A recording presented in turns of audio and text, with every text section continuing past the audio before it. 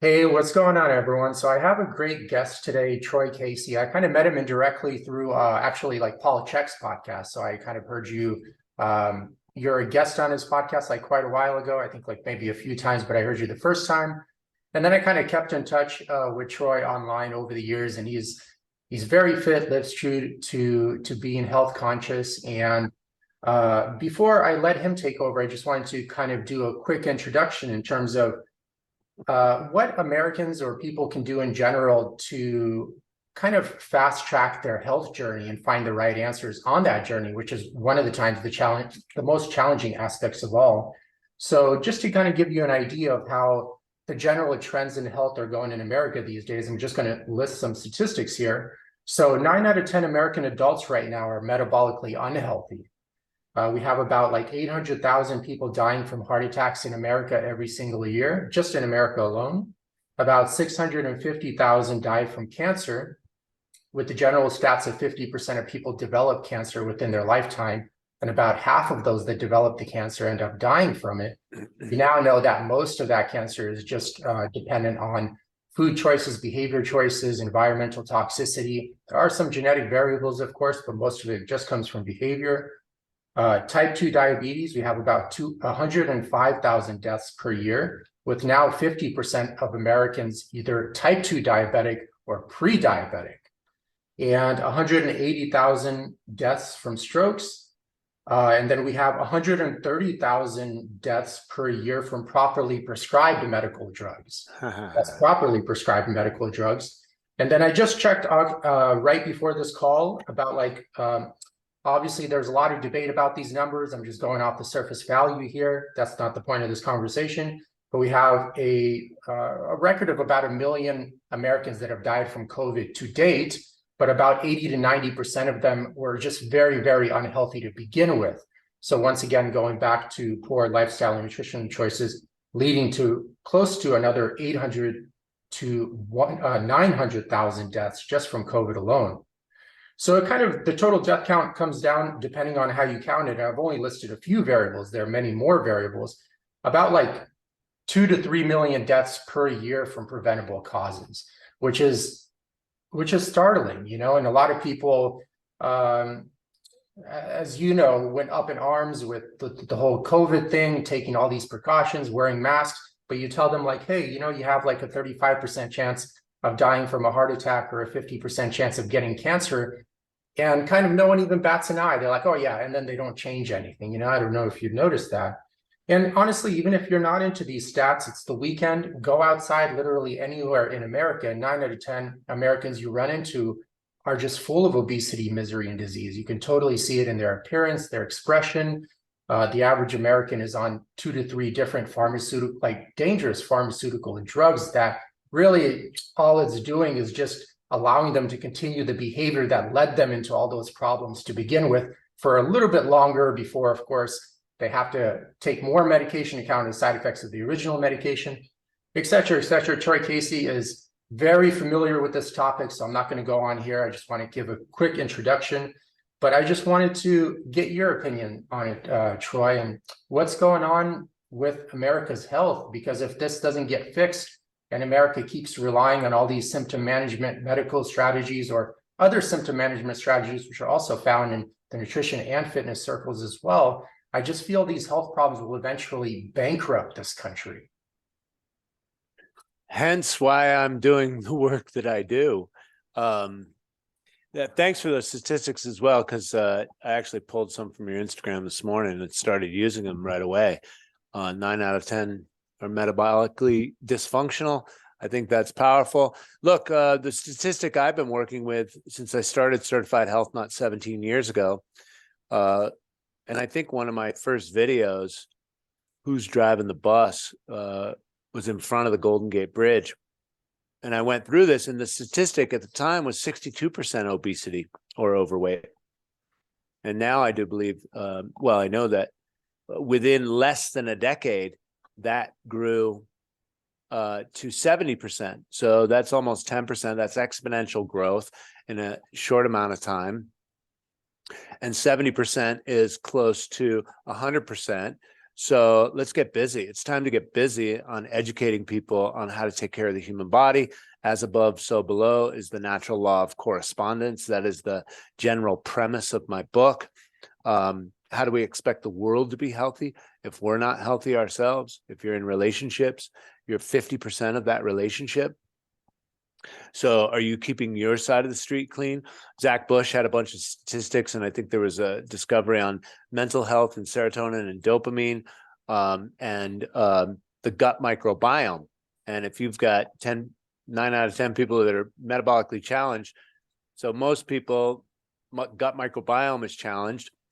This has the potential to create anxiety and depression, because what Zach Bush was saying is that you get disassociated. So if your gut microbiome is in dysbiosis and you have more bad bacteria than good bacteria, then you get dissociated from the body and you don't really know who you are. And that disconnection from the body creates this anxious state, this low level stress, this constant stress.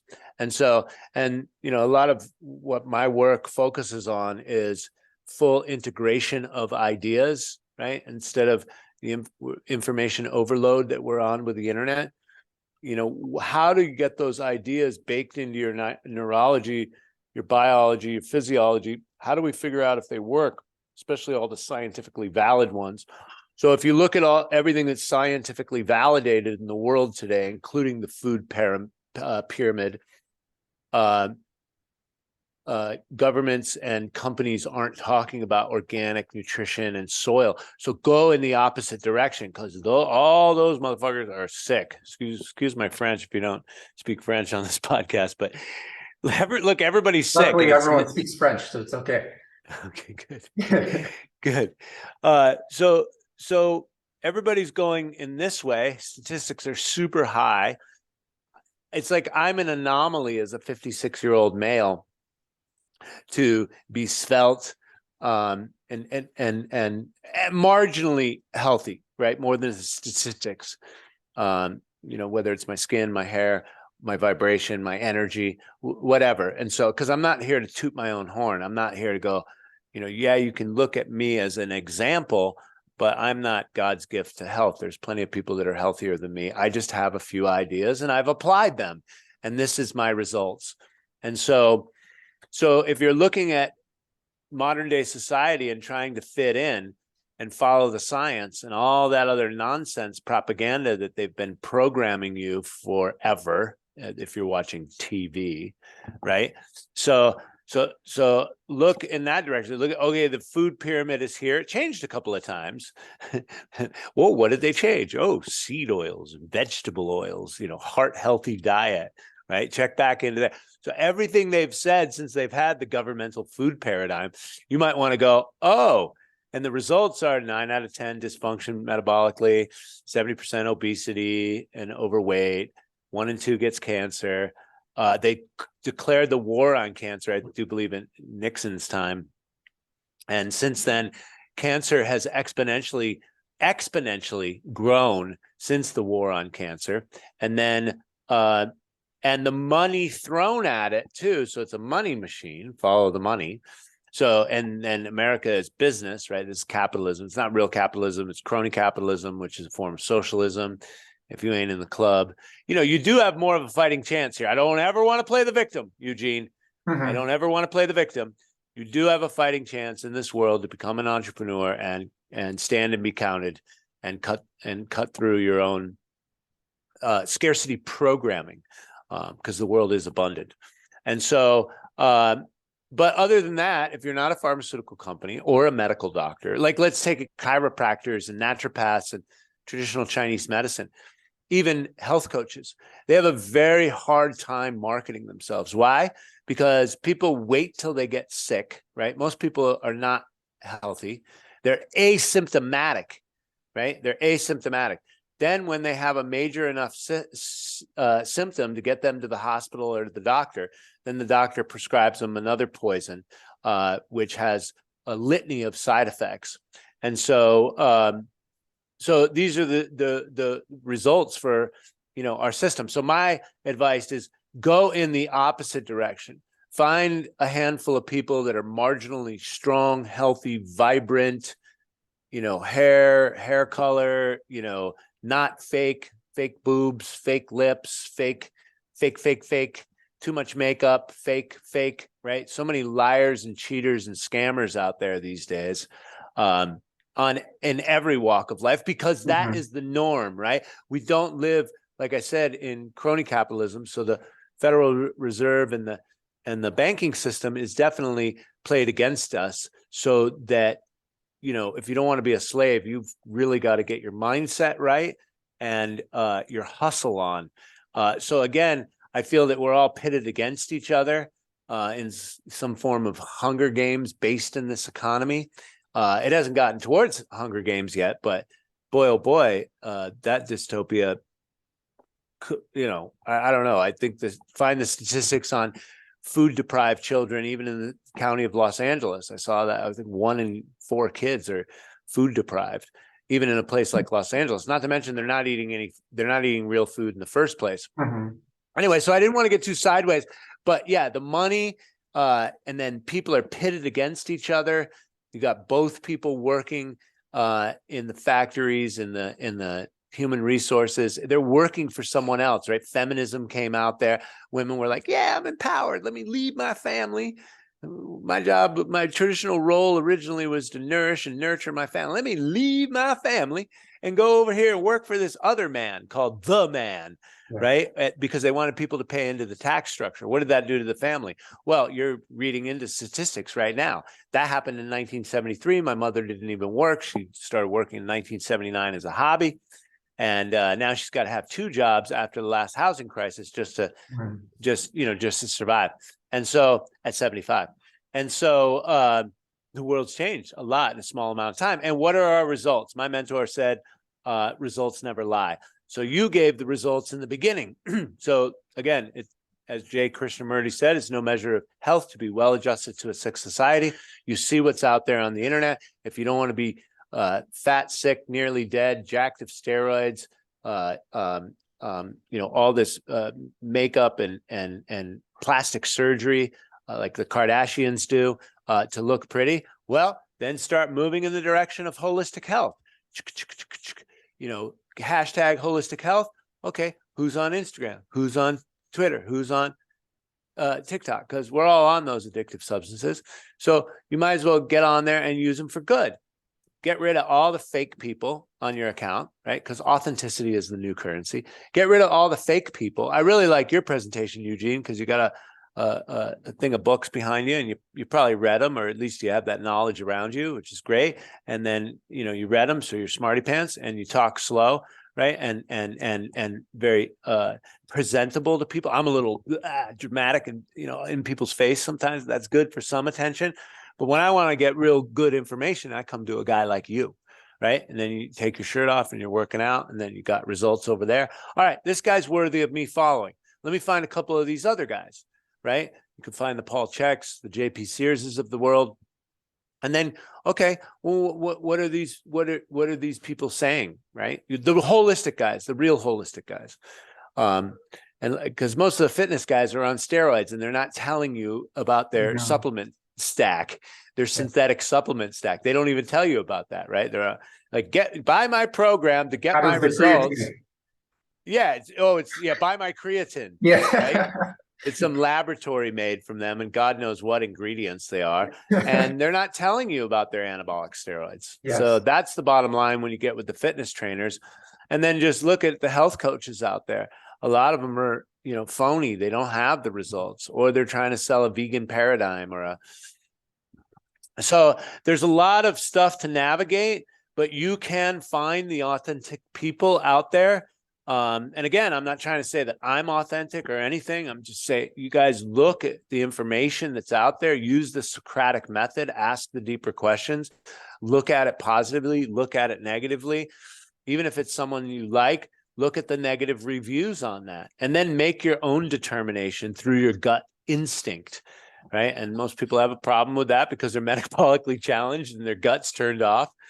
And so, but and someone can look at the truth and understand the truth, and then just, start going in that direction.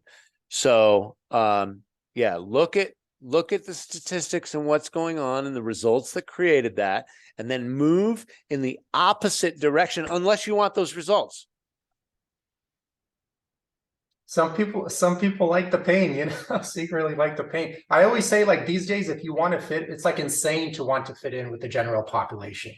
You have to like be insane to follow those general trends. But Troy, there are many layers to what you said. So let's kind of start at the top. And here's where I feel where one of the biggest challenges exists, especially for health professionals like us, for example. So in America, mental and physical pathology has been normalized. Like people that are just like very sick, as I mentioned to those statistics, come on, 9 out of 10 Americans metabolically, 90%, that's a freaking joke. And they'll look, most of them, not all of them, but most of them would look at you straight in the eye and say they're perfectly healthy. And it's been completely normalized, especially when I was doing corporate health lectures. I mean, just look at a lot of people there. It's like they're very overweight. Their face looks haggard. A lot of them look like distressed, very stressed at work. Many of them need like 2 cups of coffee and a bottle of Xanax just to get up in the morning and have enough energy to do the dishes, and they'll literally look straight at you and they're like, I'm fine. I'm fine. I'm happy in life. So Fine. let's start there. What do you do? I know you've run into this a million times over, and it probably boils your blood as it does for me, because from one way, I'm not perfect either. Don't get me wrong. I need things to work on for sure. But sometimes I just look at people that are like so hopelessly lost and just don't even know they're lost. And you just kind of feel just so sorry for the amount of pain they're under. And it kind of hurts me, I don't know how you feel or your experience with that, but it would be great to hear. Well, to be honest, brother, it's fucking heartbreaking. I could cry right now. It's fucking heartbreaking. My brothers and sisters have been poisoned. We poisoned the planet. We cut down all the fucking trees. For what? For the fucking almighty dollar. And also, again, men and women are just pitted against each other. It's all about money, right? Hence why I do what I do, brother. I rip off my clothes. I slap my balls. I don't give a fuck. I get people's attention. Hey, this is what having a half naked body and riding your bike and having a lifestyle by design out of my own mindset. This is what organic food looks like. I'm not perfect either, but at least I got a couple things underneath my belt to where I can live in the matrix, a little bit like Peter Pan. So, and you know what? And it doesn't even matter if I'm successful in business, because I will always have this lifestyle. You will find the wild animal in me in the mountains, on the ocean, in the trails, riding my bike, enjoying life as much as possible. And trust me, I had a couple bad days this week. And, I define bad days. Again, that pain teacher is always teaching us all the time. And so the question is, are you listening? And sometimes pain is a good enough catalyst to help us go in the right direction. So in the meantime, while everybody else is worrying about their pain, if I can't get their attention for talking head metabolic information and gut microbiome information and fascia and biomechanical and breathing information, then hey, let's do some viral activity. I sun my balls. It boosts my testosterone. Give a fuck, right? In fact, I'm happy that my friend did it and went viral and that I got implicated all the way to Rolling Stone and New York Post. This is my job. My job is to get people's attention, whether you call it a clown or a joker or the court jester, whatever you want to call it, that's my job, because yes, subjugating the conditioning, programming, brainwashing, systematic brainwashing that came out with men stare at goats in the military activity in the 50s and the 60s with LSD and everything. They're here to program the human mind, control the human mind, and treat us, like cattle. And so how do you break free of that? And so I think I've drank enough ayahuasca and sat enough Vipassana courses and ate enough organic food and realize it's all just a big fucking cosmic joke anyways. And so then I can film that. And that to me is going to get more people's attention. I'm playing out of the Kardashian playbook, even though, you know, I respect their business sense and whatever they've done with their quote unquote talent. I definitely respect that. I'm not into plastic surgery and fakery and fuckery. And, you know, I think they have plenty of that. But what they've done with business and capturing people's attention is worthy. Gucci Mane playbook, a lot of the rappers playbook. So I play out of the same text, and I've got altruistic, life affirmative messages on the back end.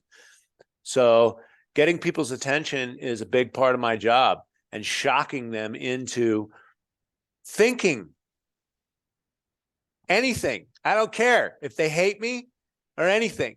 It's like, just think different.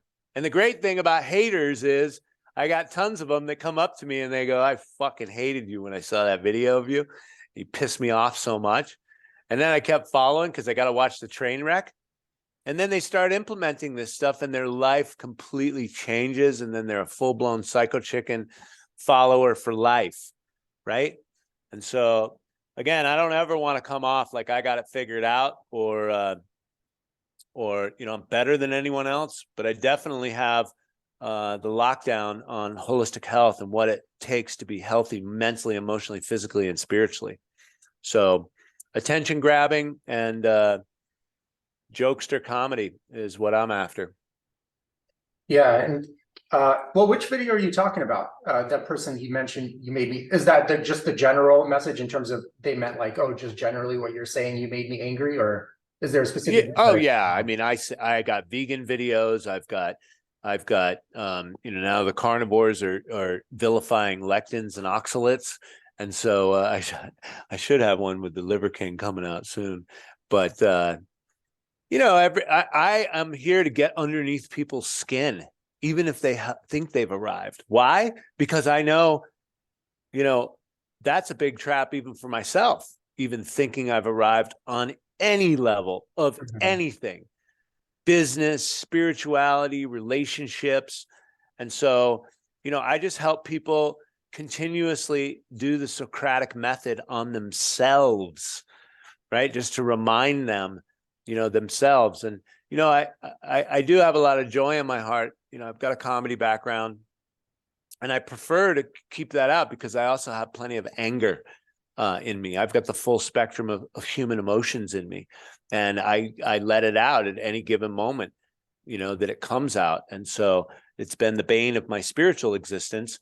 But the fact of the matter is I choose joy, I choose peace, I choose harmony as my, reclamation of my own energy and power back to myself, to my own acknowledgement of getting caught up in my own negativity. Right. I live in this world too. I am you. I am the same as any metabolic dysfunctional person. We're just going at various different levels and degrees. Right. I might not have as much pain in my body, but I've got pain in my body. Right. I've got my own little aches and pains. So my message is we're all in the same boat, and I will talk about any subject, and I will also press all subjects negatively or positively to charge you guys to start thinking. That's my ego trip, right? I'm here just playing with myself. This is God playing God, the big cosmic joke, as it's, talks about in the Vedic scriptures. And so, I need an audience to play with. It's not the certified health nut. It's the certified health nut and his audience member known as the psycho chickens. Because we're in it together, and all that feedback helps me learn and we're just flushing the essence of love incarnate out of ourselves, right? I did a great video with Paul Chek on the dark side of God, and we go deeply into that subject. And so it's all God. It's all unconditional love, ultimately. And so, but what are we doing with that unconditional love? Well, we're creating 9 out of 10 metabolically dysfunctional humans in our own little back of the woods. So I take that as a huge responsibility for me. And so that is what drives, a big portion of my work. If I don't change the world, then I'll be eating shit, GMOs, literally, and herbicides. So, okay. You can cut me off when I'm rambling too much or repeating myself. No, it's okay. I always like hearing other people's opinions, especially ones that actually make it happen in the real world. I think that's a lost art. A lot of people, especially in the health industry, I find are really good, like coffee shop type talk, Theory, They sound baby. great. Huh? Theory. Yeah, they sound great and everything, but then like, dude, where's the application? It's not there. And you kind of mentioned a phrase that I got from Paul Chek as well, the pain teacher. And I think that's very hard for the general population to understand because, like I mentioned, they've normalized pathology for the most part.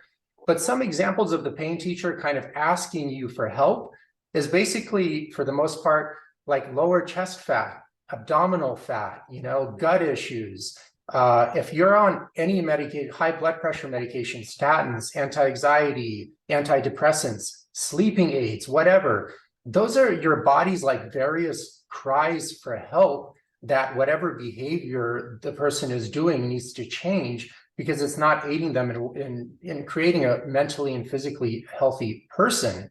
So just kind of listening to those signs are important. And you have to tell them like, these are actually not normal. It's not normal to have excess body fat. Although ironically, like for example, in a corporate office, a lot of people that are very overweight will once again look at you and tell you they're not overweight.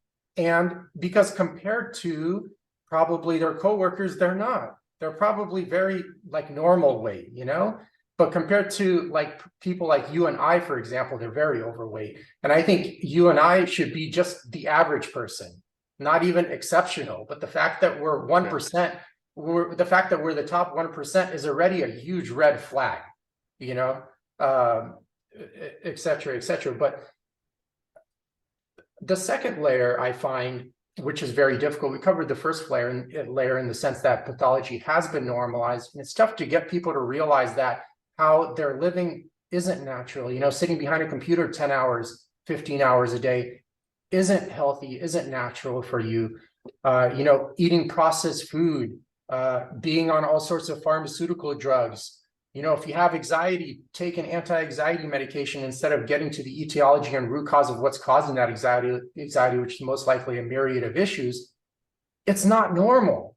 It's not normal, although it's been normalized in society and so many people are like that. It's just not normal. It's not healthy. You can take a look at these people. They look terrible. They feel terrible. Do not follow in their path. And the second layer I find, which is very difficult, and I'm pretty sure you've kind of hinted at this actually a little bit, is when a person genuinely wants help, let's say just narrow it down to America alone, it's just very hard for the general population to find actual real help. So here's like generally what happens. A person's like, oh, I have issue ABC. 98% of them will go to their medical doctor. The doctor will talk to them for like 5 minutes and give them a drug. So for example, a good saying is like, oh, you're walking with a rock inside your shoe that's causing you pain. And instead of using the common sense approach of taking the rock out, the doctor's like, nah, keep the rock there. Here, just take these painkillers instead and keep walking with that rock inside your shoe and come back 3 months later when you have a myriad of other side effects. That way I can give you drugs for those side effects, which will create more side effects. And you're 50 years old and all of a sudden on 15 to 20 different pharmaceutical drugs and look worse and feel worse than you've ever done. And God forbid you blame your genetics, because it is not your genetics. It is your poor behavior, pathological behavior that's been normalized for so long. And I hate saying it this way because it makes me sound mean, but I feel it's time just to be straightforward and time to realize that, dude, this is not normal and it's not helping anyone. You can see the self-abuse. It's not helping any of these people. And so let's kind of break that down first. What's your take on people seeking medical help for health issues that arise from behavioral problems that lead to those health issues? I mean, you hit it on, you nailed every point, right? Society is normalizing dysfunction, and it's been ramped up since the lockdown, since they planned the lockdown, put everybody in front of their TV, and then told them that there's only that there's not only two genders, there's some other joke. I don't know what they were talking about, but you know, putting fat people on Vogue and Sports Illustrated swimsuit. Like, man, they went big on that campaign, right? Man, I wish I had some of that marketing power, right? So they tore up Sports Illustrated, one of the coveted, most consumed pieces of media, and they put a fat person on there. Just the layers of dysfunction are just huge. And now, and also free speech has been abused. And so you'll get canceled if you say something. I don't like being mean either, and I have a mean streak in me. I grew up on the street, so if somebody crosses me, I drop the dukes. It's like, let's go, baby. You want to fight me? Let's fight. And so I have a tendency to be a little bit forthwith and mean as well, not to someone who hasn't harmed me, but sometimes I get so angry with the systems. And I do, maybe on my live presentations, IG Live or YouTube Live, I'll start popping off the mouth about subjects like this. But look, I think, first of all, Eugene, the way you said it, like maybe the way you came off could be misconstrued as mean, especially if you're playing the victim, which is, again, a very high percentage of society. Mm-hmm. Everyone's victimized, either from narcissism or bipolar. Like, everybody's labeling everybody, right? Other. And this is divide and conquer. Look, we should really just call this whole episode about mind control and propaganda, because we've been pitted against ourselves and each other, right? So during the pandemic, they had all the BLM, fake stuff, all that George Soros money, raising money for normalizing dysfunction with fat people, putting them on fashion magazines and making them models and doing all this stuff. And so it really comes down to the programming and the brainwashing, and it's death defying. It's a death cult. That's why I'm doing the same thing, because obviously psychological marketing works, propaganda works, with life affirmative messages. First principles. Nobody can argue that the human body needs hydration. Nobody can argue that the human body needs food. Organic food is what I define food as. You can get a whole bunch of research bias and scientific data to say that pesticides and herbicides are A-okay. But the fact of the matter is the results are evident. And so this is really, a propaganda war. This is the final frontier.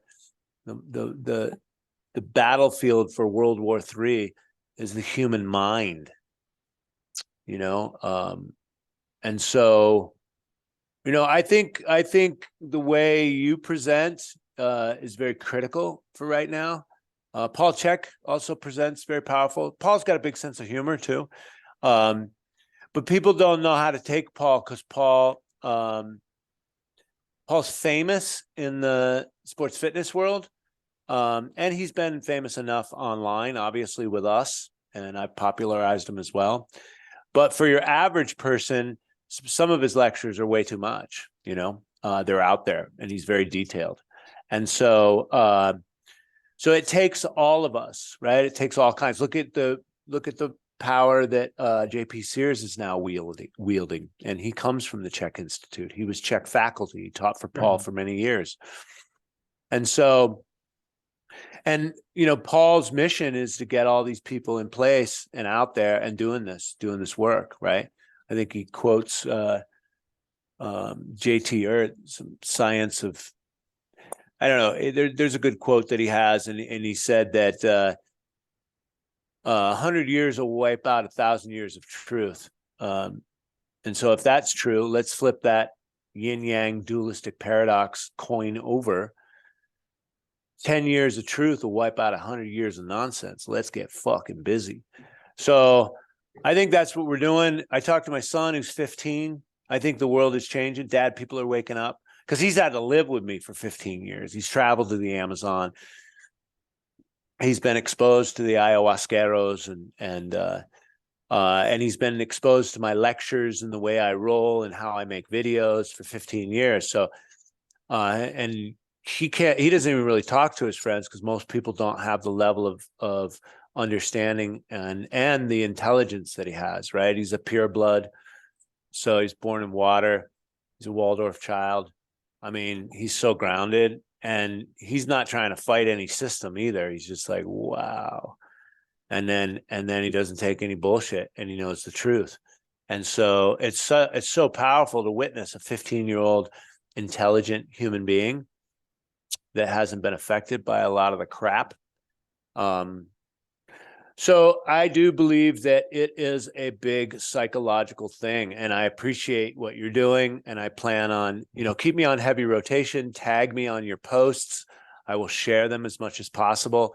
Maybe you got videos on YouTube. I'm always sharing my colleagues' work because, first of all, my platform is not about me.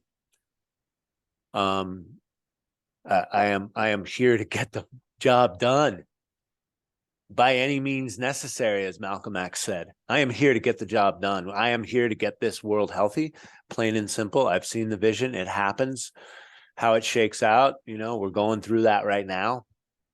But my son says people are waking up. So I say it's propaganda focus. Keep doing what you're doing. It takes all types. I'm a little bit, loud and out there and making light of a lot of stuff. And then there's people like you that got real good smarts and grounded presentations. Let's just keep you keep doing you, brother. I'll do me, and then we collaborate. I say collaboration, cooperation is the future. Otherwise, we go to the way of the dodo bird, according Greg Braden talks about this in his presentations. And so to evolve, we're going to need to cooperate. Authenticity is the new currency. And that's where we're moving towards. They want to put you in a digital prison and control every step with all the digital spying that they're doing on you. And they're working towards that. The thing is that's not what's going to happen. And so we're going to free up humanity. We're going to move into the gift economy. We're going to get free energy on this planet, harnessing the free electromagnetic energy that's all around us. We will access that. We will set up a self-care education program, which you are a part of, as a baseline. That's elementary school. How to take care of the human body, right? How to clean up your side of the street, how to make your bed, like real practical information, which is what we should be learning, not shoving linguistics and mathematics and creative developing minds, right? That's going to stunt that creativity. So, yeah, I lost my train of thought, but yeah, No, that's okay. Propaganda, that's where we're at. We're here to solve that problem. Well, like outside of taking a few steps back really quick, like outside of emergency medicine, of course, in my opinion, emergency medical staff are like angels in the sky. You get in a car accident, they could really save you and are amazing people. Where do you feel? I kind of feel like the medical community is holding back progress these days. Oh yeah. With the medical health model of like, once again, you have a rock inside your shoe, don't take the rock out, keep it there, take painkillers instead, kind of model approach to healthcare. And I don't know, it kind of like strikes me as a little bit of like a combination of selling false hope to people. Yeah. And also just like straight up criminal. Lying. Borderline criminal. I don't know your take on, because generally, like, I mean, I know people that have a lot of education in real healthcare know, but the average American just, I think, presumes by taking these medical drugs, their problem is gone. Somewhere in the back of their head. I know some people for sure don't want to change, generally don't want to change. But I feel like I mentioned in the beginning, when someone has an issue, 98% of them will go to their local medical doctor. And the medical doctor would go, okay, you got diabetes? Don't worry about changing all of the behaviors and the belief system that led to your type 2 diabetes. Take metformin instead, which just makes them feel like more like shit. And then they continued, and the issue is, even if, like, for example, okay, you took metformin to help with your insulin. All right, cool. But the problem is the behavior that led to that problem is going to lead to a myriad of other mental and physical problems with a long enough time frame as well. And how's metformin going to help you with that? So what's your strategy? Are you going to just keep taking drugs all your life and feeling and looking more like shit? That's literally the only path forward with the medical model. I just don't see any other progress. And I don't know how these people are able to make actually a living teaching that way and feel good about it. That's the saddest part. Well, the biggest problem is you have to understand that Rockefeller medicine, the medical industry, is intertwined with education, which again, the Rockefellers started. Then they started the AMA, the WHO. So it's a monopoly. They own the oil. They run the American military through covert operations through the Rand Institute, the Tavistock Institute, the Rand Corporation, I'm sorry.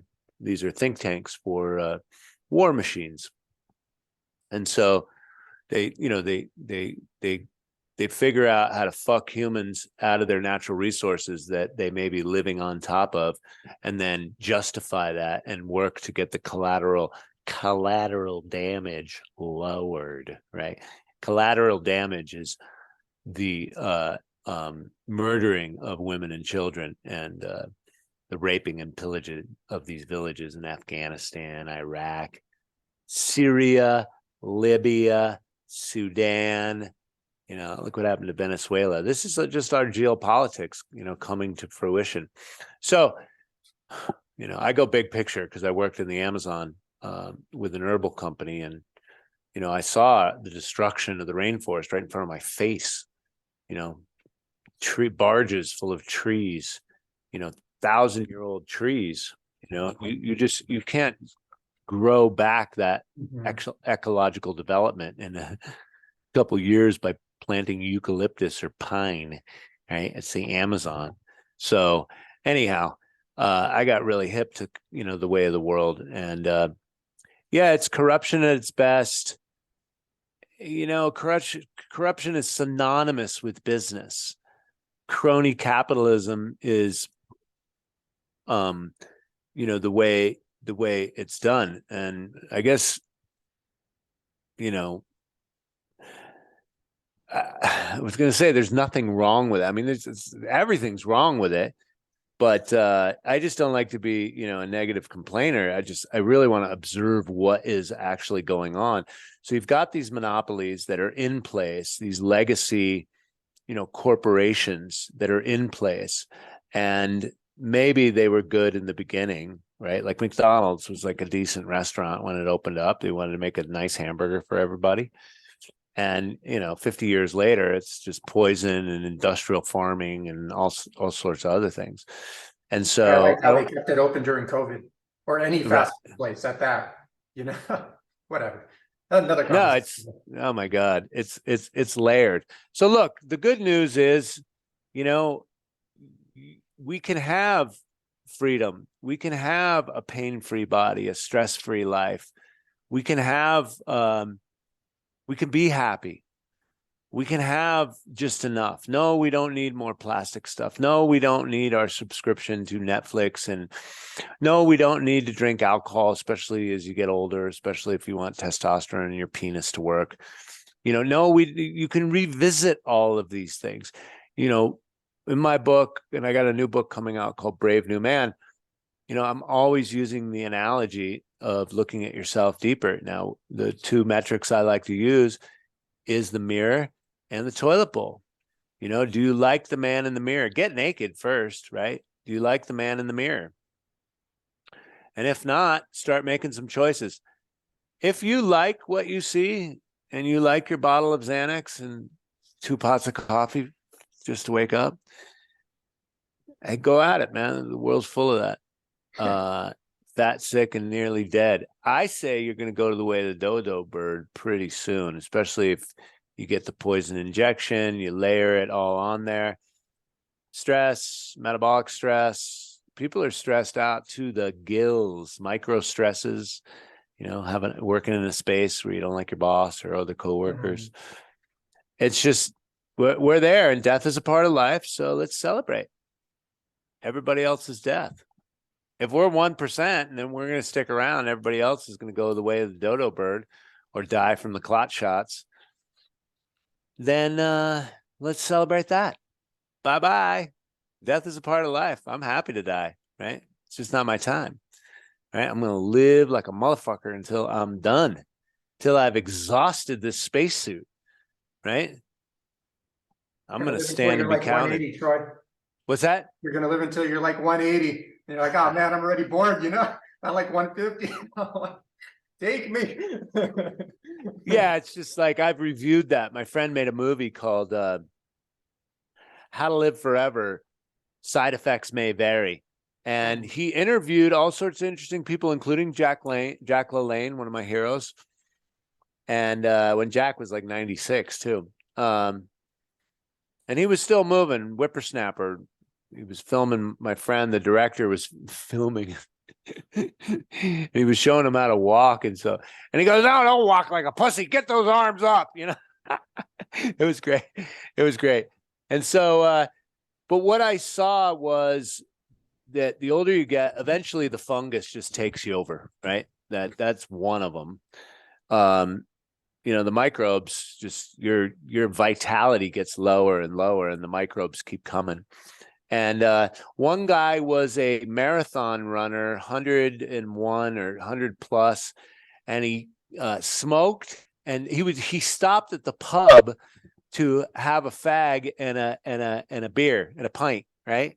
This was in the UK. Watch the movie. It's probably worthy. It's pretty interesting.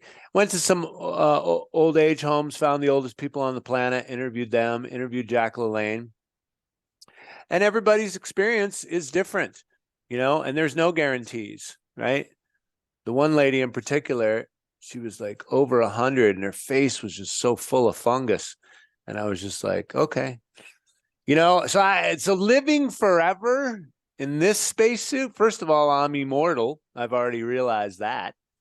So I'd be more into the acid or psychedelic or ayahuasca trip that goes, okay, I'm going to die now. I'm going to take this sheet of acid and then I'm going to go into this dimension and do that cognizantly, clearly, like take my consciousness from awake to dead through to the next place, right? Because as my meditation teacher said, we are never asleep. It is only our awareness. Hi, everyone. Thanks for tuning into the podcast. I'm curious, have you ever been confused by the labels in the grocery store? In Yevgeny's book, he demystifies the difference between caged, cage-free, free-range, and pasture-raised meats. He also covers how to avoid GMOs, source high-quality water, fish, supplements, and other related topics. It's a beautifully illustrated, non-technical read that comes with a comprehensive video series and other extended learning materials. Jump on Amazon and check out the book titled Anti-Factory Farm Shopping Guide by Eugene Trufkin. Now let's dive back into the podcast. Yeah, it's funny you're talking about psychedelics, and I was thinking of course, anything can be used as a form of numbing and symptom management, obviously, but people that are on if someone is listening to this and they're like on 10 or 15 different pharmaceuticals, they'll be like, oh, that guy's just using drugs, but not looking at themselves like they're using a bunch of drugs, you know what I mean? In terms of my theme of normalized pathology. But let's break that down. So in 1937, I do believe it was Dow Chemical and DuPont, textile companies making oil products and byproducts. Hemp outperforms everything. In fact, I think the story goes, Henry Ford wanted to run his cars off of ethanol. So the Rockefellers said, fuck that. And they made alcohol illegal. That was a prohibition. Was it from 1919 to through the 20s, right? And what did everybody do more? Everyone went to the speakeasies They drank more. Corruption in the police went through the roof because there was no such thing as prohibition. Everybody was still drinking, right? It was just underground and regulated by the police. So that's how prohibition, happened. They don't tell that story. They rewrote history. Who runs the Rand Corporation, the Tavistock Institute? Well, we can't put this in our textbooks, right? So let's just tell another story. So, so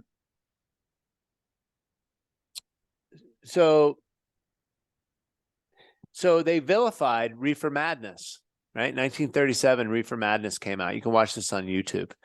And it's like, oh, if you have one puff and then next thing you know, you go out of your mind and then you jump out the window, and it's like they made marijuana something that was utilized for eons, right?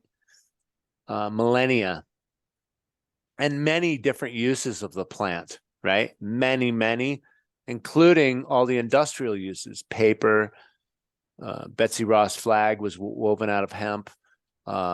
In Declaration of Independence, or the Constitution was Declaration of Independence, I do believe, was written on hemp paper. So it outperforms plastics. It outperforms paper. And if you're a logging company working in the Pacific Northwest or in the Amazon, and that's how you make money, is cutting down cheap timber and bringing it to market, somebody else's wood, right? Somebody else's backyard, the whole planet's lungs, then why grow something renewable when we need to make money doing with this product?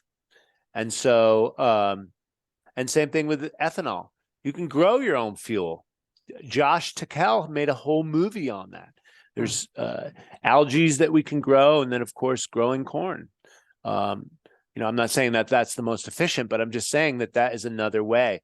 And so when you look at these major corporations that vilified our natural medicines, because remember, before the industrial age, 150, 200 years ago, there was no medical industry.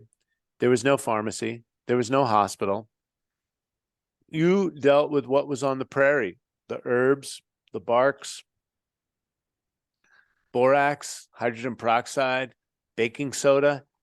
These were our natural, remedies. And this is what we use to heal ourselves. Everyone is a healer within themselves. Now, who focuses on it may be more adept to it, but everyone is a healer. We have hands-on capability of healing others. If you've ever been made chicken soup while you were sick, that is the biggest healing right there. You got love in it. Somebody cares about you enough. That soup that's going to make you feel so much better. Maybe there's some cilantro in there. Maybe there's some garlic. Maybe there's some onions. Some of the most powerful herbs on the planet, right in that chicken soup, right? Pre-digested, ready to go. Hippocrates said food is our medicine. So you're asking, it's like, how did we get here? Well, it's corporate monopoly takeover. It's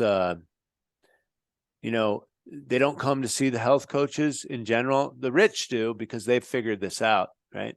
The affluent, the people that have the money, they will get a trainer. They will get a holistic health coach if their child is got allergies or gluten sensitivities or whatever. They will pay whoever to figure it out. But your average human being is subsidized through the insurance companies, right? So it's a big shell game. The insurance companies, the pharmaceutical companies, the medical doctors, right? Because if you sit down, shut up, consume, and comply, and conform good enough, you advance into the doctoring and the lawyering of the world. And most of the doctors and the lawyers, some of them start out altruistically, but where we're at in our society is parents will force their children into those positions because those are the top echelons of what you can get out of a public education or whatever education system that you're talking about that we live in right now. So those are the top ones. So if you are a good pencil pusher and you toe the line and you have some good intelligence too, then you can get into the position of doctoring and lawyering. What does doctors do? Doctors, and some doctors, I do want to make these points that some doctors are altruistic and they do want to do better. most of them end up finding me on the internet, nurses especially, after they burnt out in the medical industry and they know that there's another way. The other ones are just either advancing socially up the social status, or maybe they were intelligent and they fell into that. But the fact of the matter is it's criminal, especially if you're intelligent. But you might not be able to realize it's criminal because you have 12 years of indoctrination. You think it's God's grace, right?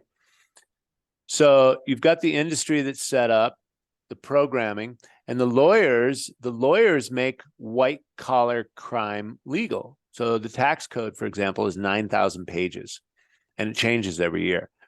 So you've got to be a lover of consuming stale literature, that type of technical information.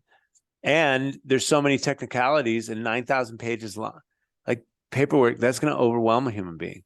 We're not supposed to operate from the fucking mind. We're supposed to operate from the heart. The heart and the gut always know. And the mind is a tool to go after and get what the heart and the gut knows. Mm-hmm.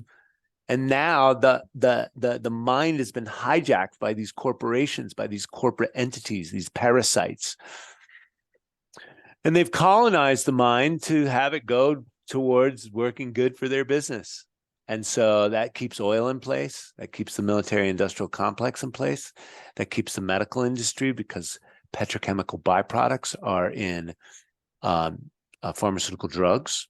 They are in pesticides and herbicides. They are in all textiles. So, of course, vilifying natural medicine, especially like marijuana, which, God forbid, if people, it gets you high and helps you feel better.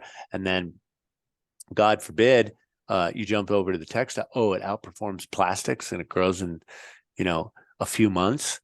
Oh, wow. Okay. So, this is kind of the world that we live in. This is the exact world that we live in. It's a monopoly. And to get around that, we have to understand, like I said, I don't want to browbeat, the lawyers and the doctors out there, because I know there are some good ones. But most of the good ones, the real good ones that are living altruistically, have left because they know it's a sham. Some of them have osteopathic degrees or naturopathic degrees, Chinese medicine degrees, chiropractors, as well as an MD, and they'll keep their MD for marketing purposes. Mm-hmm. Right? Think about that, because the money is there. The society will go and trust a medical doctor and pay for their services. They don't really pay for it again. They pay into the insurance model. So, or somebody else pays for it. It's no wonder the insurance gets mandated, right? I didn't get the memo. Sorry. So sorry, as my ex-wife says when she fucking doesn't care about anything. Sorry. So sorry. Right? All right, maybe you want to edit that out. That's okay. We're going to keep everything, man. I like the natural flow. Just speak your mind. Yeah, I had some trouble. Yeah. Anyways, go ahead. Yeah, let's keep it going. Well, you mentioned some important things. So first, you mentioned I interviewed a lot of medical doctors about this topic. I'm like, well, and they agreed that behavioral change is the only way to come to a complete resolution. Changing the belief system that led to the particular behavior, then changing the behavior that led to the particular problem is the only way to come to a concrete resolution to health issue ABC. I'm not including emergency medicine, so don't take this out of context, of course. If you break your leg in a car accident, medicine is the way to go for sure. And they agreed. But then what's their purpose after that? You know what I mean? Like why are you giving this person medical drugs for issues that are related to poor behavioral choices? Like, all that's really doing is just, once again, allowing them to keep being the kind of dummy that led them into the situation to begin with. Like, I had this issue. I had terrible social anxiety, early college, kind of end of high school. Something like this, like back then, it would be impossible for me to do. And of course, I went to the medical doctor because I just didn't even know any better. And I have this anxiety. What do I do? They're like, just take this anti-anxiety medication. I didn't do it because I just happened coincidentally to be raised by my grandmother off-grid in Ukraine. And I just sensed that something was wrong there. And I'm like, you know what? I'm just not going to take this route. I'm just going to go do a little bit more research. I was still thinking maybe I'll do it. So but what I ended up doing, and it took a few years, and I still have like a little bit of anxiety, even though I was a little bit nervous going into this interview with you here and there, but not anywhere near clinical levels that warrants any worry of any sort. I ended up taking improv classes, like acting classes for the sake of, I even took, what's that called? Toastmasters, to give presentations in public and stuff of that sort, and just made myself date more, and learn about that. And I even hired a dance instructor, private dance instructor. And initially that caused way more anxiety initially. But then over time, as you develop those skills and habituate to that, and, I stopped, having erratic sleeping schedules. I cleaned up my diet a little bit as well. Maybe didn't work out as hard if I was really tired, etc., and doing a million other things that could spike your anxiety and all that stuff. Live closer to my core values, so I enjoyed my day-to-day existence more and more. And sure enough, it went away. And that's like what I consider like a complete resolution of that issue in a healthy, sustainable way. And a lot of people that I do see take anti-anxiety medication, for example, that don't do a lot of that behavioral change, simply just get worse year after year. I don't see them getting better. And also, I did talk to them about the medical doctors about like various other issues. I'm like, well, initially when first meeting a person, it takes like a good 2 to 3 hour assessment to really get to know them, and a lot of follow-up work to really make sure they're implementing the behavioral changes necessary and making sure that new belief system is ingrained in their new patterns, et cetera, et cetera. And they're like, well, I didn't go to medical school to babysit people. And I'm like, okay, but you just said also that behavioral change is the only way to come to a concrete resolution of that. And that kind of coaching requires that behavioral change to occur. And they just kind of it basically runs around to I have a business to run and I don't have time to come or the interest to really get this person to change their behavior patterns that are leading to these problems. And I would rather just give them medications to kind of shut them up for now and send them on their way and stuff of that sort. So in terms of you mentioned that many of them are just unaware of it because of their kind of brainwashing. I would say many of them are actually aware of it, but they continue to do it probably because money. They're in a lot of debt. Obviously, they are addicted to the paycheck, and stuff yes, money. Summarized in one word, they just don't want to give up that money, and they've been in that path for so long as well. It's just tough to change course and to also just honestly say this isn't healing.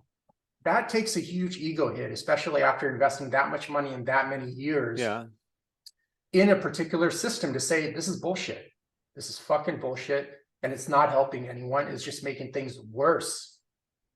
No absolutes. There are minor exceptions to that rule. Sometimes, if a person is really depressed and you get them on maybe an antidepressant for a very short period of time to boost their mood and get them into the right coach to really make those changes, then okay. But 99.9% of the time, the people just stay on that medication, don't change shit, and then get worse year after year after year and look freaking terrible. And then eventually they wake up and they say, it's my genetics. I was doomed from this from the start, I'm like, dude, just shut up. I don't know your take on it. Sorry, I kind of went off on a tangent there. Yeah, no, you're on point with all of your assessment and everything that's going on. And I think people are completely living out of integrity. They'll throw their grandmother underneath the bus. I see it across the board. People just, especially the youth coming out and watching the internet, and they think it's all about money and bling, and they have no idea how to show up in excellence. I see this with a lot of young marketers as well. They all want to come out, sing you a song. I'm so great. Well, they'll bullshit you first because it's a number game. And they'll be like, I see you online. We like your content. We want to help. And so I built relationships with some of these people over the years, and come to find out it's vapid. It's empty. There's no substance there. And so, and I see this, a lot. it's rare to see a man show up in excellence. And when I do, I recognize, I give props, completely. Because, no matter what, living in this world, it's not easy. And making a living for yourself, especially if you're an entrepreneur, it's not easy. And so, and especially if you're doing something altruistic, like we're out there doing altruistic, getting people to sleep, getting people to consider organic food, consider hydration, consider maybe a little stretching, consider a little bit of nature, consider something as simple as walking. Consider, the root cause of your problem.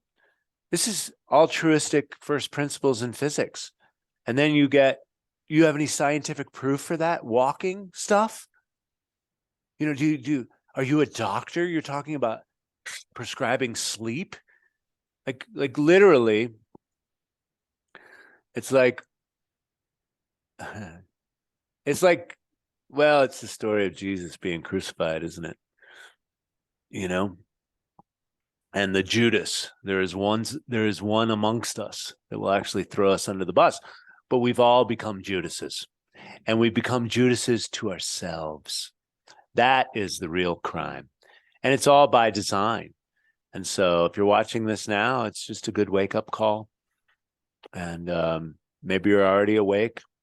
Maybe you can share this podcast with somebody else to help waken them up. But yeah, there is no more excuse, especially with the internet these days. There's no excuse to be fat, sick, and nearly dead, full of pain, this ache and pain. I mean, God, I've answered people's questions for free online for 17 years. Sometimes I give more time than others, but I've made videos for people. I wrote my book. I've given my book away for free. I'm always here to help, always, right? I'm in business. So yes, a lot of my things are monetized. I'm encouraging everybody to shop with me on Black Friday this year. Vote with their dollars, always. My message for 17 years. Vote with your dollars. Support local businesses and people that you like, because you're supporting Amazon and Nike and Tesla and all these other things. Why not support your friends? Why not support the good guy? Do you have to be the crab at the bottom of the bucket, ripping all the other crabs down that want to escape? No.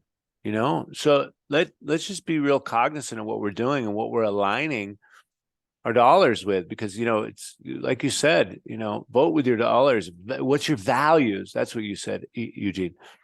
Your values, your value tree. What do you really value? I value my health at any means necessary. I do not fuck around with my sleep. I do not fuck around with my nutrition. I do want to add the addendum. Yes, I eat a potato chip every once in a while, and I have eaten some bunk stuff, but I stay away from gluten. I only eat organic. I only buy organic for here. So I do really good with that, but I'm not perfect, is my message to that. And so, again, go back to results. That's why I'm so interested in getting people's attention, because people, they don't really care about results until you get their attention. And then once you got their attention, they'll watch the train wreck for a while. And then if something sits with them, oh yeah, I never thought I was a fat fuck, but I guess I am, right? And what are the health implications of that? So then it starts coming around. The good thing about the algorithms are it starts finding people. But again, I'm rambling again. I'm ranting and rambling. And I really like to make points. I like to make strong points. So get your values in check, guys, and then make all your money making and money spending decisions based on your values, if you really value them. And if you don't know what you value, work with Eugene. He sounds like he's got some curriculum around that, because he talks about it all the time. And that's valuable, right? Figuring out your mindset is what I do with my clients. First and foremost, what do you want? All right, now let's build something around that. Okay, values are in place. So here's your relationships. Here's your sleep. Let's put it all together in a nice little cohesive thing. So self-love isn't some nebulous internet marketing term, right? Self-love means hydrating yourself. Self-love means getting enough rest. Self-love means not lifting weights when you don't have the energy, going for a walk instead. Self-love is putting yourself in nature. Self-love is working on those relationships and forgiving people, which is a message to myself, right? I got my own problems today, and maybe I just need to work more with my forgiveness. Okay. So, and then, same thing with mindset. Work on your values. These are legacy tools. These are purpose tools, right? Program the mind with the heart's desire, right? The mind is a tool and it's a trap. So if you stay up there, you could be the prison of your own mind. If you figure out what the heart is, and then you tell your intelligent mind what to do and just stay focused on that and the present moment. But you go back to what is the heart desire? Oh, I want peace. Okay, well, how do you achieve that? Well, forgiveness is a big part of peace. Okay. All right, let me pray in more forgiveness. Let me work on my forgiveness. Let me work on my forgiveness education, right? Maybe somebody else has to work on their nutrition education or their sleep education so that they can feel confident that turning off the blue lights, going to bed early, waking up early, may be more conducive for creating better sleep hygiene, right? So, yeah. Yeah, you also mentioned like a little bit earlier, like, oh, people with money reach out to people like you or I or et cetera, et cetera. But and I got this actually from Warren William, and it really kind of hit clear when I was talking to him. And he's like, oh, how people say like, oh, being healthy takes a lot of time, money, and effort. And he mentioned that like, oh, being actually overweight takes a lot of time, money, and effort. And he's like, totally right. And for my calculations, it takes about, to be like overweight, it takes about like $8,000 to $16,000 a year to maintain an overweight physique, like minimum $8,000 to $16,000 a year. And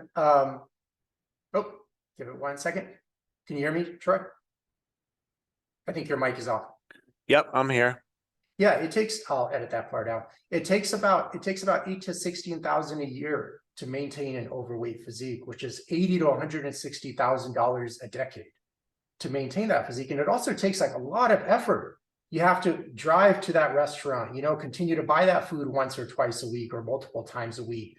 You have to reach for, the processed food versus that. You have to look at yourself in the mirror and not be okay with what you see, but then continue to do the behavior that's leading to you not being okay with what you see in the mirror. So it takes a lot of heart as well. You can look at it from that vantage point, because oftentimes they're like, well, Troy, I just don't have the work ethic, or don't have the time that you have to invest in your health. Although it really doesn't take a lot of time when you're on a good program and actually know what you're doing. It's not that big of a deal. But to kind of mention, oh, people that have money just reach out to you. I'd say like pretty much the majority of people, if they looked at their expenses, they could really honestly afford you if they just got rid of those non-essential expenses. Eating out with coworkers at lunch every other day, alcohol, going out on the weekend, that new iPhone. Okay, Cable. like it's not going to freaking change the quality of your life. I'm pretty sure having an amazing physique and no digestive issues are going to do way more for the quality and happiness of your life than getting the damn new iPhone and stuff of that sort. And like another key point you mentioned is oftentimes, like, I think Americans seek complexity when it comes to health. They're like, it must be complicated. It must be like you have to have some laboratory and guys with like 20 PhDs creating these fancy supplements and pills to be able to have health and look like you, for example, et cetera, et cetera. And I'm like, dude, my grandmother like died at 87. She lived on an off-grid farm her whole entire life. The only time she went to the hospital was when she gave birth to my mom. That's literally it. And she relied on like genuine, honest, organic food. The only things she ever drank were like water and some teas, and very little electricity. Even later on towards her life, there's basically no electricity in that area until like 1993, I believe. She's like asleep at like 6 or 7 because she didn't eat anything outside after that point for the most part, a lot of times of the year. And I'm like, dude, well, there you go. She lived until 87 in like full health, and her husband died maybe I think 8 years before she died. So she was taking care of the whole entire ranch herself, basically. Wow. Occasionally you get some family visiting during the summers to help a little bit here and there, but that's it, you know? And she was living by those very basic principles that you described. Mm. And it's just, and which brings me to another point. I feel, okay, like most people will go the medical route, but a lot of people will also go online and seek fitness or holistic influencers for help. And I feel oftentimes even that community misleads for their profit. They make it Yeah. way more complicated than they should. They have way more absolutes in their message, like, if you do this, it will always work. That's the biggest red flag. Nothing, there is no absolutes in mental or physical health. Everything varies from person to person. And what's your take on that? Because I'm pretty sure you see the circus there. And I feel as sometimes, I mean, if you find the right person, for sure, it's a great aid, but like 99% of the social influencers are probably heading people in the wrong direction. Like you mentioned in the beginning of the video, like, okay, in the fitness circles, what do you got? Just a bunch of like steroided out people with like a lot of plastic surgery, like selling fitness programs or supplements that they don't even use, et cetera, et cetera. Or And garbage, flat out just garbage. flat out garbage as well. But what's your take on that? Because I find that's also, one expert says do this, one expert that has 2 million other followers says to do the complete opposite, and there's a third guy that says both of these guys are wrong, you know?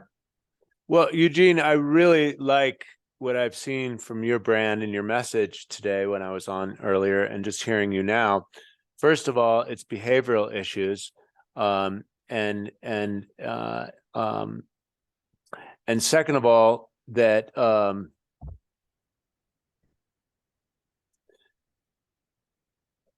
you know, it's this whole idea around authenticity. I think that's where we are headed. My vision is that authenticity is the new commodity. People want the truth, and it really rings true. And it's challenging as health professionals, you know, to get a good enough business like a doctor, right? To actually pay your bills, right? So, you know, I think some people on the internet, they can use the marketing principles of the internet, or they can fake it until they make it, or maybe they have a certificate from a nutritional program, or they were mentored by a guy that was a vegan and it worked for him. And then they're teaching everyone else to be vegan. And your ideas around the absolute, I really like that, because I try not to do that myself. I think if you're eating poison, there's going to be a price to pay eventually. You know, can people get away with eating garbage? I don't know. I see the Hodge twins. They're in the gym. I don't know what steroids they're in, but they're out promoting Taco Bell and Carl's Jr. And so It's too bad to hear that. yeah, and they're funny, right? I really like them. They're very funny. And I think they went away from that because they got censored. I think they said something about the coronavirus early on and they got censored, and they're like, what?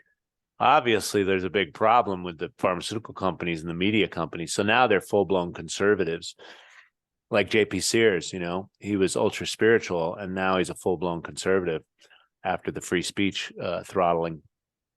So talking about absolutes, yeah, I don't like to give complete absolutes, but if you're shoveling garbage in your face, there is going to be a price to pay eventually, even if you've been getting away with it for a little while. Let me tell you a little story. Mhm. So I don't like to say absolutes like everybody's got to eat organic food, but that's a damn good idea, because that'd make the world a lot healthier. But one guy was an actor, Jeff, he came from the Midwest, very nice gentleman, right? Very nice gentleman, moved from the Midwest, such a nice guy. He's very affable. And I guess he wanted to do comedy.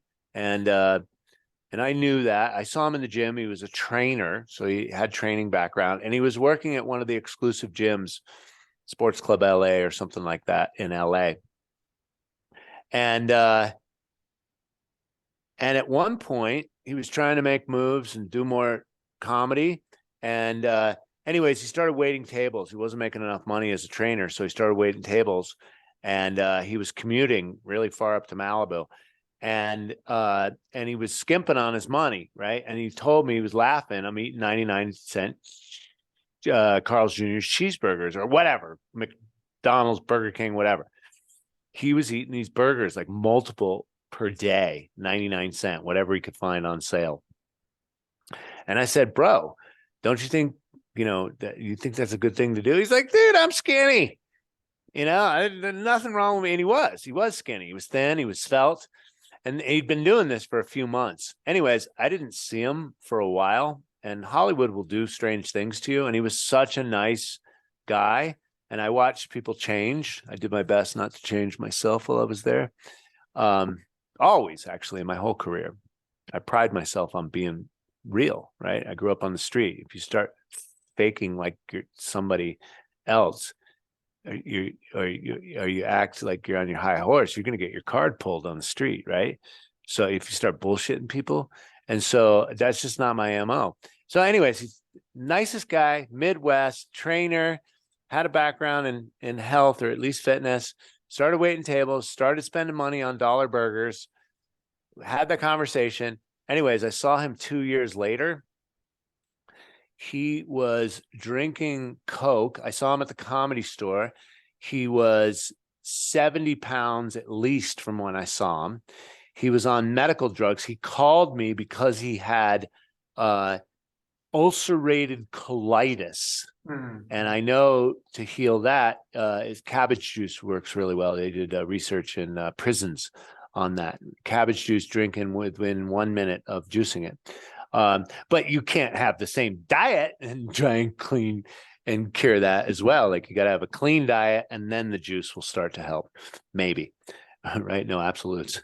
So anyways, Jeff, so he was on medical drugs for a while, and then he had some kind of spin out, and then he got tattoos, and then he was like one of these like fashion weirdo tattoos, and he was still doing comedy, and he was in this band Tardtastic or something, like Retardtastic or something, Fantastic Retards or something like that.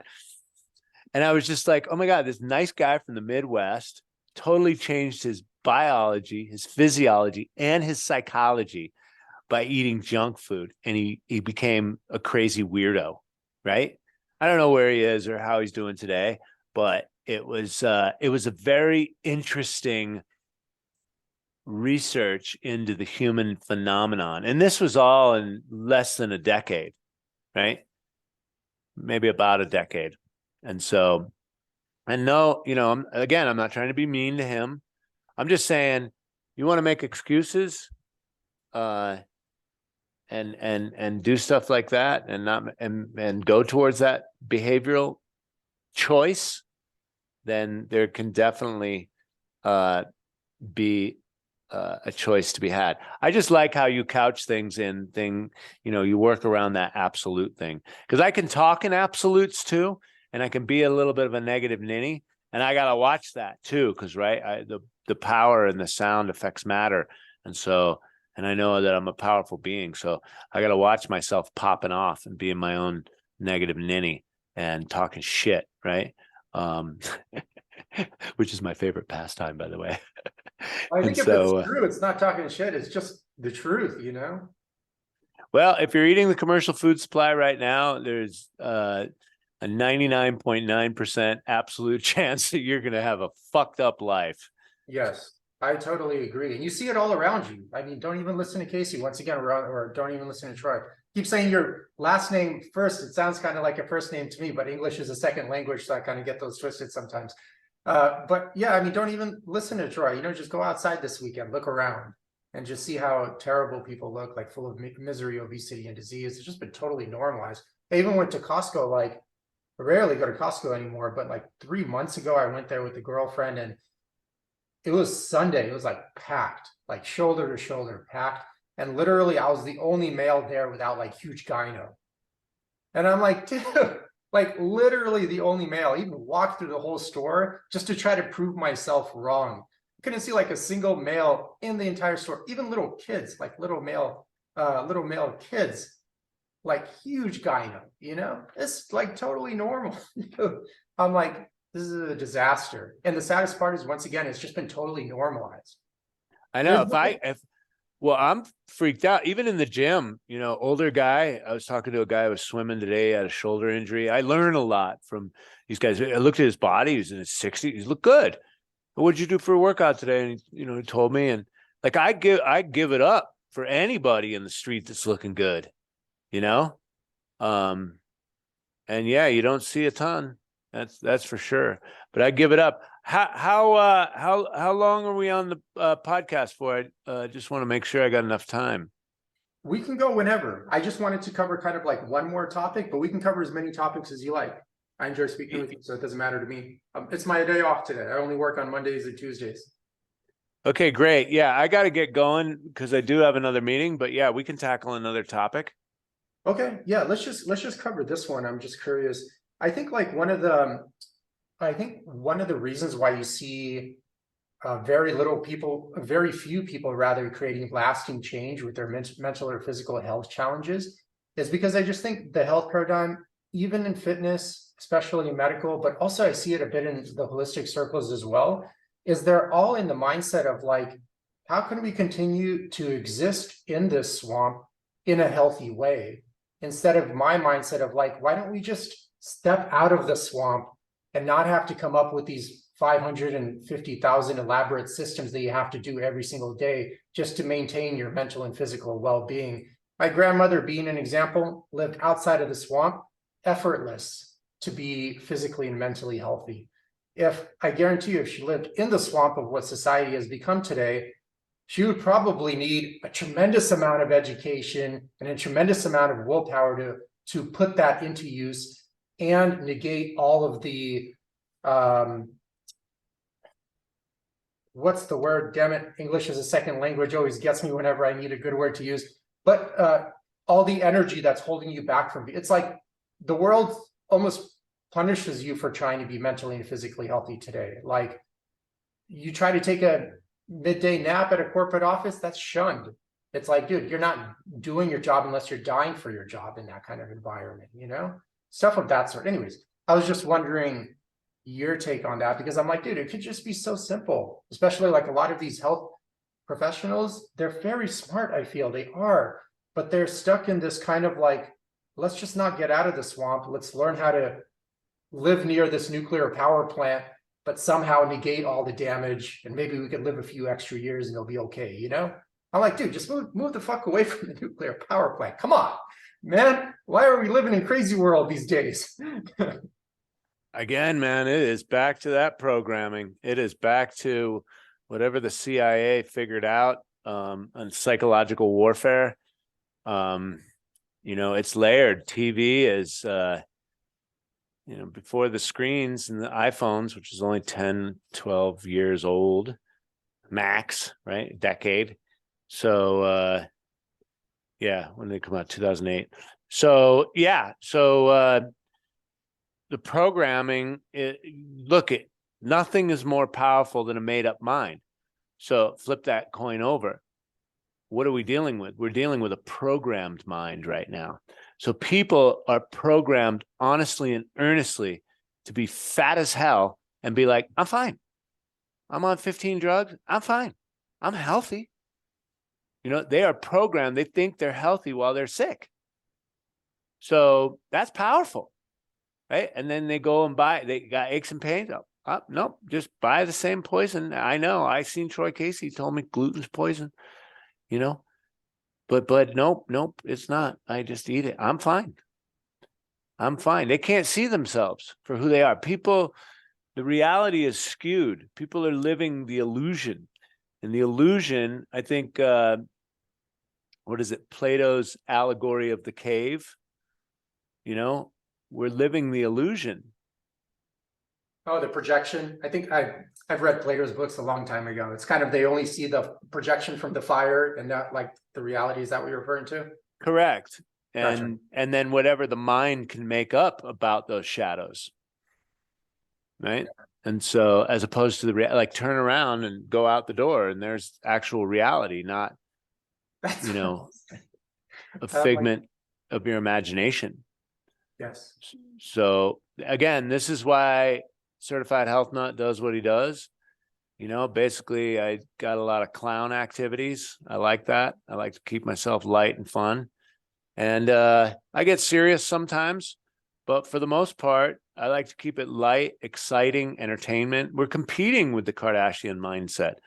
We're competing with the MTV 7-second soundbite. Look at the way television news editing goes. You know, it's what happened with MTV, you know, all those fast cuts, those jump cuts. Look at social media. Even my videos are chopped up like that. There's a reason why that is, because I won't get the attention.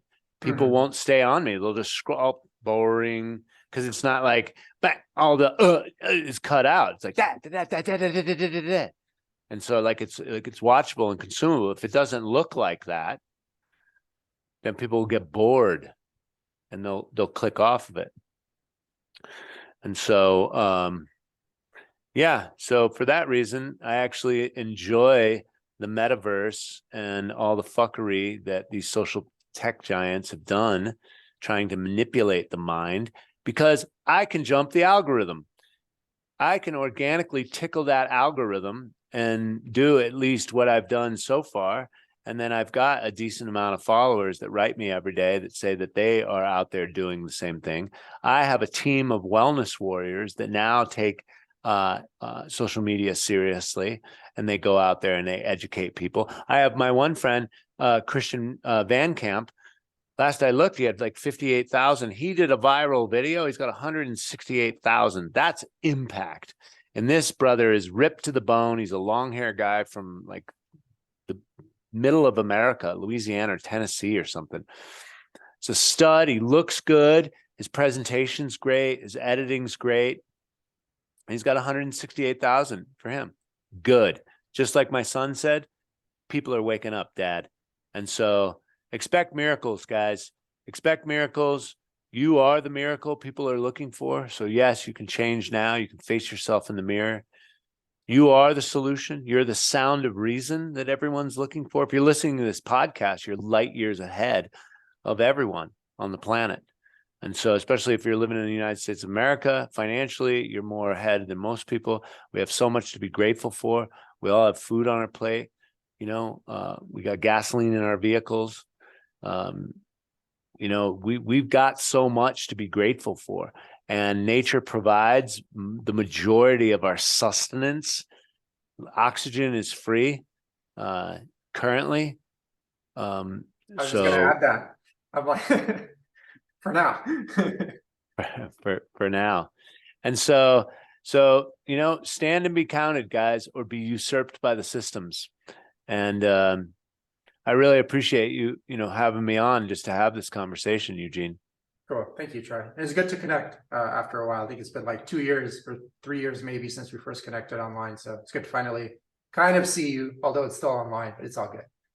Yeah. Well, I'm always here, brother. Tag me when you want some of your stuff promoted, because I'm definitely happy to do that. You got a great message, my friend. And people should be very happy to work with your programs and or your coaching. Cool. Thank you, Troy. I appreciate it. And thank you, everyone. Have a good weekend. Thanks for tuning into the podcast. If you've ever had trouble losing weight, or you've lost weight, but still didn't have the ideal body or health you're aiming for, please feel free to reach out anytime and book an assessment. Eugene will work with you to cover your goals in detail, see what's holding you back, and go from there. In the meantime, feel free to check out the countless testimonials on Eugene's website in the link below. In the testimonial section, you'll notice everyone has various backgrounds, are of all different ages, and all have had different challenges in their life, but they all have one thing in common: they were all able to find their health and achieve their ideal body. You're also welcome to add yourself to the Facebook group in the link below. There you'll have access to the live videos that Eugene does weekly on Sundays, and other helpful content. Thank you again for tuning in.